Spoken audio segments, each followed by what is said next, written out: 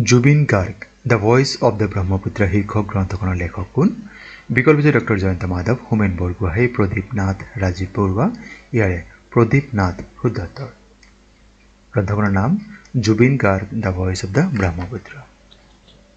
Bhupen Hazarika as I knew him শীৰ্ষক গ্ৰন্থখনৰ লেখক কোন?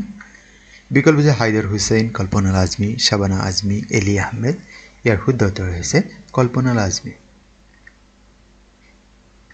অসমীয়া সাহিত্য জগতত কোনজন ব্যক্তিক ভাঙনি কোঁৱৰ বুলি জনা যায়? বিকল্প দিছে আনন্দ চন্দ্ৰ আগৰৱালা, নীলমণি ফুকন, নৱকান্ত বৰুৱা, চন্দ্ৰকুমাৰ আগৰৱালা। শুদ্ধ উত্তৰ আনন্দ চন্দ্ৰ আগৰৱালা। অসমীয়া সাহিত্য জগতত কোনজন ব্যক্তিক এখুত ককাইদেউ বুলি জনা যায়? বিকল্প দিছে লক্ষ্মীনাথ বেজবৰুৱা, ৰঘুনাথ চৌধুৰী, হীৰেণ ভট্টাচাৰ্য, নৱকান্ত বৰুৱা। শুদ্ধ উত্তৰ নৱকান্ত বৰুৱা।